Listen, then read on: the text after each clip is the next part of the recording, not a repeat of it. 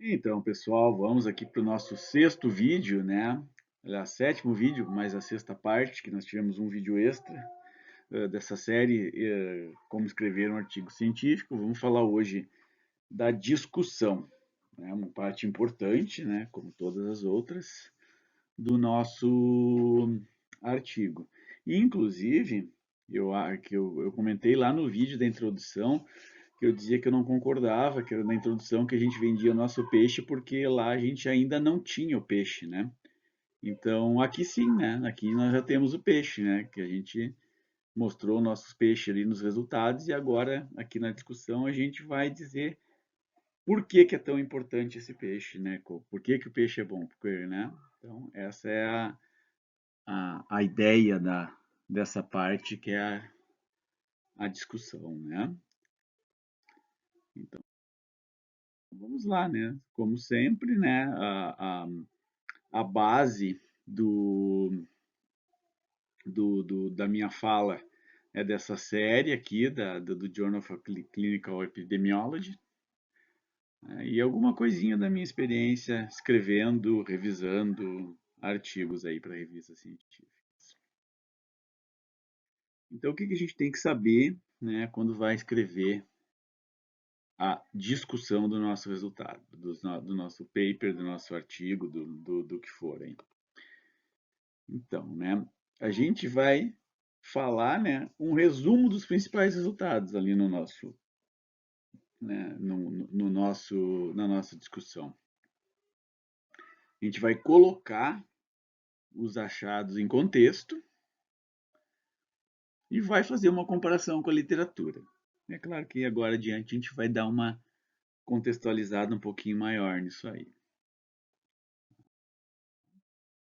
Então, a discussão, né? Vocês lembram que a introdução a gente dizia que era um funil, né? Que vinha do mais aberto para o mais fechado, né? A discussão é um funil invertido.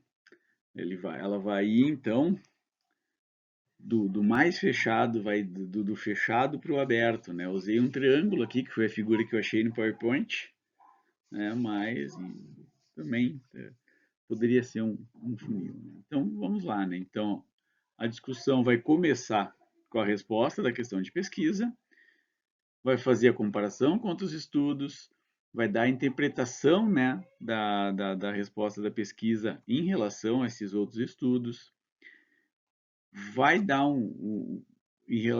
tudo isso, vai pegar tudo isso e fazer, vai dizer como é que esses resultados se encaixam no contexto geral do tópico, vai falar das limitações e pontos fortes e vai terminar falando quais são as implicações disso, né, para a pesquisa e para o contexto clínico. Então, né, a gente vê que a introdução e a discussão formariam uma ampulheta. Lá na introdução eu começo com o contexto geral, vou para a informação contextual, entro no tópico contextual e finalizo declarando a minha questão de pesquisa. Eu vou iniciar a minha discussão declarando a resposta da questão de pesquisa. Então, eu inverti a lógica aqui, né? Daí eu vou fazer comparações, vou falar de limitações e forças e implicações, como eu falei ali anteriormente, né? Então, o que que a gente vai fazer, né?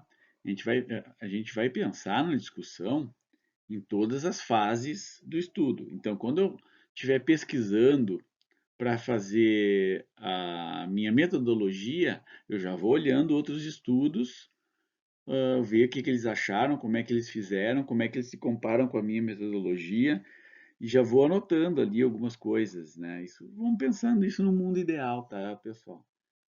Então, para quem está começando um projeto de pesquisa, já vai fazendo isso. Já vai vendo como é que os outros autores lidaram, como é que eles fizeram cada parte. Então, em todas as fases de escrita do teu artigo, tu vai pensando nessa discussão.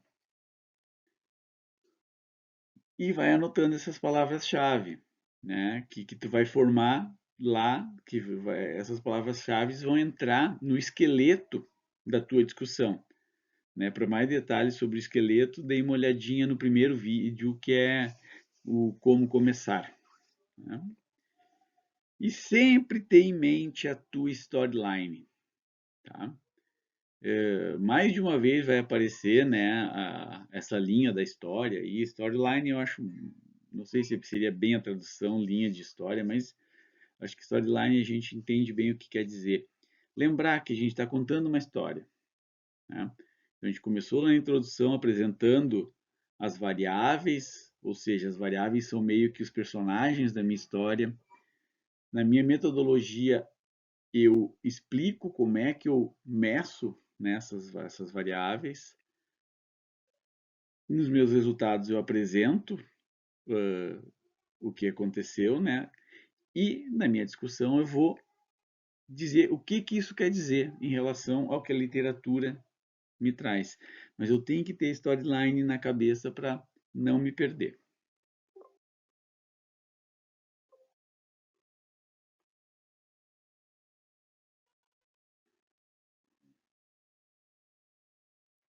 Então agora a gente vai falar um pouquinho das etapas, né, que a gente tem para ir fazendo a discussão, né?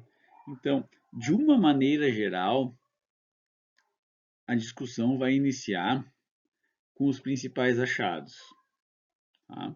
E eu vou falar esses principais achados em até 3 sentenças. Em geral, se eu não consigo, se eu preciso de muito mais sentenças para declarar os meus principais achados, provavelmente eu me perdi na storyline do meu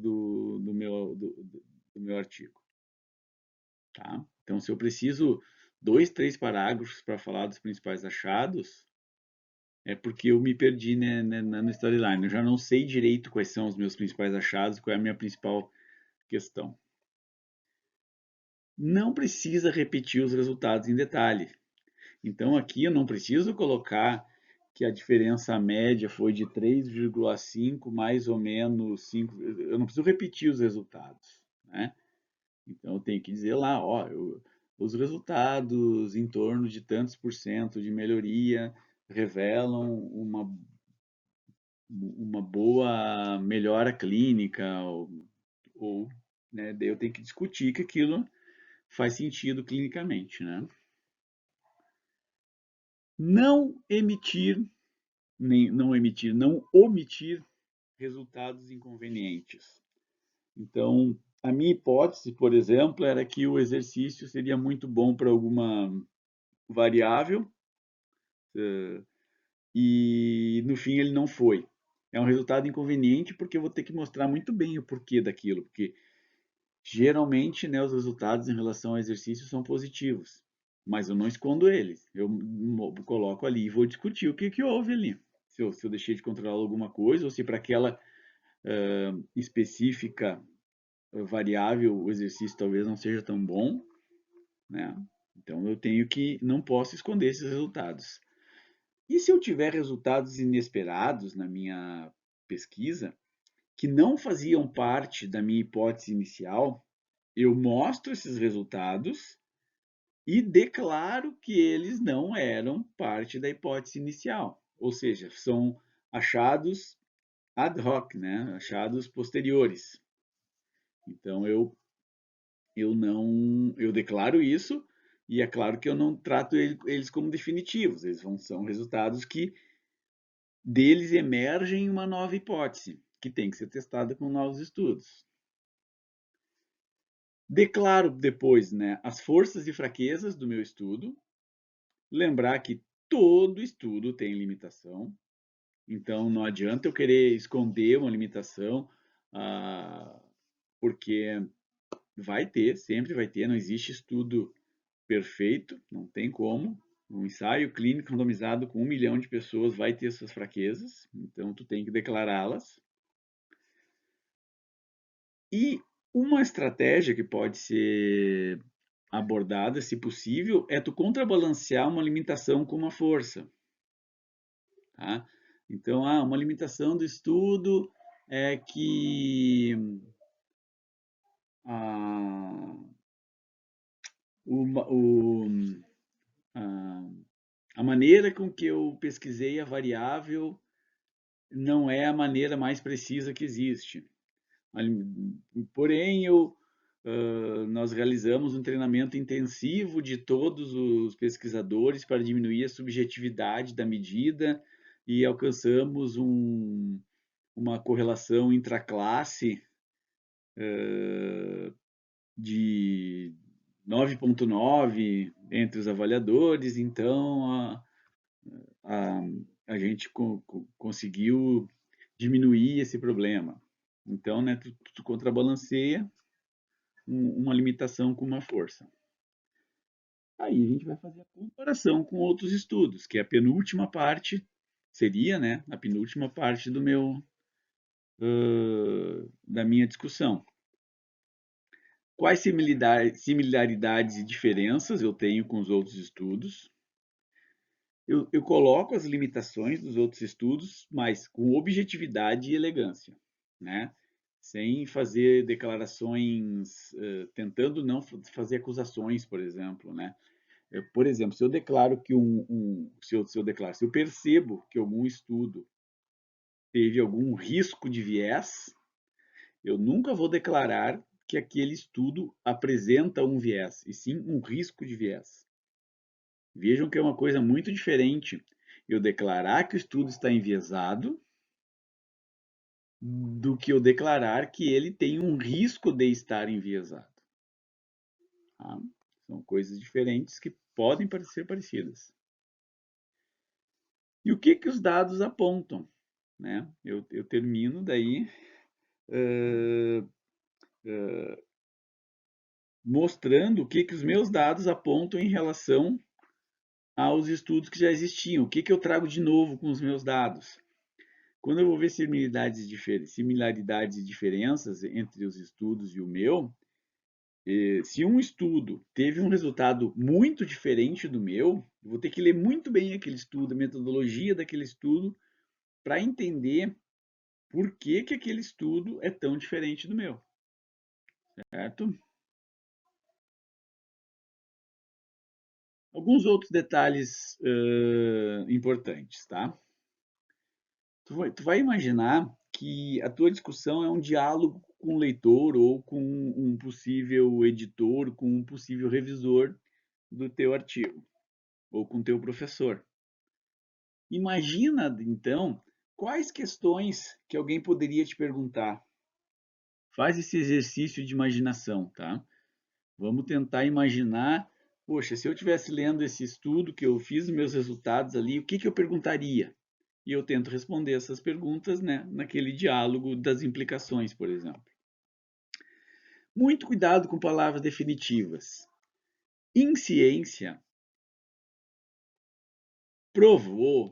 esses estudos provaram que alguma coisa, comprovaram, muito dificilmente vão ser palavras que vão ser utilizadas e aceitas dentro de um artigo. Tá?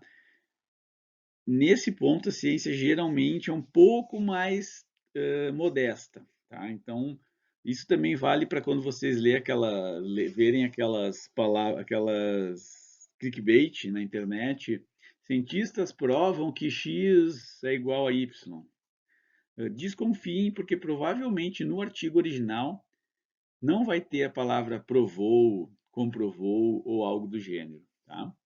Geralmente as palavras vão ser demonstrou, sugeriu, mostrou, pode, né? Então, os dados mostram que pode haver um bom resultado clínico com tal exercício, com tal remédio, com tal tipo de atividade. Os estados sugerem que há uma correlação entre a variável y e a variável x. Muito dificilmente vocês vão ver num bom artigo científico, numa boa revista, esses resultados provam que a variável x causa a variável y.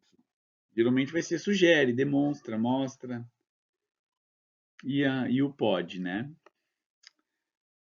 E aí também, né, eu vou colocar as implicações, né,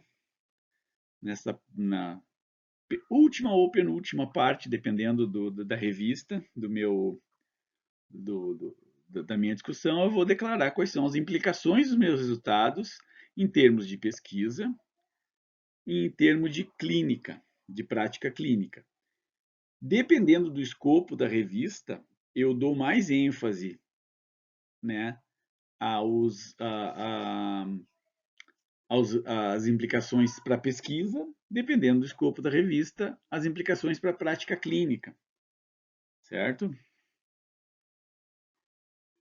Quando eu falar das implicações, evitar ficar só, não é que eu não posso dizer que novos estudos são necessários, mas eu evito só colocar, os nossos dados sugerem que novos estudos são necessários para comprovar esses resultados. Dizer que novos estudos são necessários para os resultados serem comprovados, né, ou serem confirmados, é quase como dizer para a pessoa, você tem que respirar para viver. Tá? Porque uma das características principais da ciência é a repetibilidade dos resultados. Então, eu nunca me apego a um artigo só para mudar a minha prática clínica. A não ser que seja um baita artigo, ensaio clínico randomizado com não sei quantos mil participantes, muito bem feito, tal, e que muito dificilmente, né, um outro artigo conseguiria ser melhor do que ele, né? Então, então, em geral, eu preciso que os resultados se repitam para eu começar a confiar mais. É por isso que vocês vão ver que muitas vezes se dá muito valor para as revisões sistemáticas com meta-análise, principalmente revisões sistemáticas de ensaio clínicos randomizados, quando a gente pensa em estudos de implicação clínica, né? de intervenção. Né? Por que eu estou dizendo isso tudo para vocês? Porque para quase tudo vocês vão achar pelo menos um artigo mostrando que uma variável A está implicada com uma variável B. Então, se tu usares só um artigo para te basear, muitas vezes tu pode errar e errar, às vezes feio. Então, dizer que novos estudos são necessários, como eu falei, é a mesma coisa que dizer que para respirar, porque para viver a gente tem que respirar. Nunca esquecer da storyline. De novo, nunca esquecer a storyline, né? Por quê? Porque daí as minhas implicações têm que ter a ver com as coisas que eu coloquei na introdução, com as coisas que eu coloquei na metodologia, com as coisas que eu coloquei no resultado e com a discussão que eu fiz até ali, né? Essas implicações, então, têm que ter a ver com a minha questão de pesquisa. Né? A minha questão de pesquisa é se se a atividade física é benéfica para melhorar a diabetes. E as minhas implicações é que a dieta é importante para a diabetes. Quer dizer, eu me perdi na minha storyline, né? Eu pesquisei, a minha questão de pesquisa era uma e eu cheguei em implicações de outro montante. Encerrando a discussão, como é que eu encerro a minha discussão? Isso aqui principalmente, tá? Se eu não tiver na revista um título chamado conclusão. Se eu não tiver uma parte chamada conclusão, eu vou terminar a discussão com a minha conclusão. E essa conclusão, ela preferencialmente seria uma declaração citável. Sabe daí que quando alguém for citar o teu artigo, ele vai quase que usar a tua conclusão. O Mundstock e tal mostraram que a atividade física pode ter uma relação com o comprimento dos telômeros, né? Então essa declaraçãozinha é uma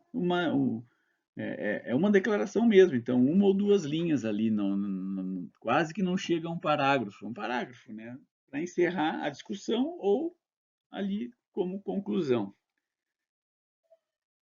É interessante que os leitores lembrem, né, o leitor, o revisor, o editor. A conclusão do cara é X. Né? Aliás, uma das primeiras coisas que vocês leem, quando vocês forem ler um artigo, de maneira a entender bem o artigo, é a conclusão. Sabe por quê? Porque quando vocês lerem a metodologia, vocês já vão ler a metodologia tendo em mente quais são as conclusões que o autor tirou daquilo, para ver se a metodologia serve para chegar naquela conclusão. Quando vocês lerem os resultados, vocês já vão pensando, pô, esses resultados aqui têm a ver com aquela conclusão que eu li lá no final. Né? Vai lendo a discussão e vai vendo se a discussão do cara realmente leva para aquela conclusão. Então, você também tem que pensar nisso, né?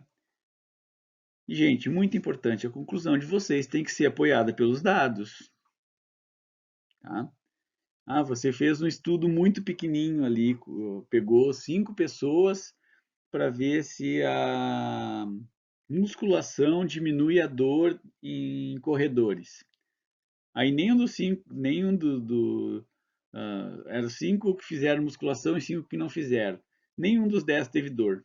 Então a tua conclusão não vai poder ser que a musculação diminuiu a dor, porque ninguém teve dor no teu estudo. Qual foi o problema? Pouco tempo e pouca gente. Agora, mas daí, professor, eu achei um monte de artigo mostrando que diminuía a dor. Tá, mas os teus dados não mostraram. A não ser que tu tenha feito uma revisão sistemática. Daí tu vai utilizar os dados dos outros e fazer um novo dado, né, um novo resultado. Então vejam, cuidem com isso. A hora que escrever a conclusão, às vezes a gente se perde muito por acreditar que uma coisa funciona de um jeito, mas os meus dados não mostraram aquilo. Tá? Eu tenho que então estar apoiado nos meus dados para chegar nessa minha conclusão. Tá? Muito bem, pessoal, terminamos então, né? Mais um, mais um vídeo. Nós temos agora então, estão faltando mais 3 vídeos dessa série aqui. Né? Eu acho que inclusive que o mais importante já está aí. A gente vai falar brevemente de tabelas e figuras no próximo vídeo. A parte 8 de referências. E tem um conteúdo extra, que também é daquela série ali, mas eles já trataram como conteúdo extra, que é o processo de revisão, de submissão e resposta aos revisores. Certo? Então, até a próxima. Bons estudos aí para todos. Quem quiser colaborar com o canal, sempre fica o Pix ali para esta colaboração. E peço que vocês comentem e curtam aí o vídeo. Se tiverem alguma dúvida específica, algum vídeo específico, eu cheguei a começar aqui no canal uma série de leitura de artigos, mas acabei não indo adiante com eles. Mas se alguém colocar algum artigo aí, que principalmente da área da atividade física, exercício, que gostaria que a gente lesse e comentasse, coloca aí nos comentários que a gente vê se consegue tirar um tempinho para fazer isso. Um abraço e até a próxima.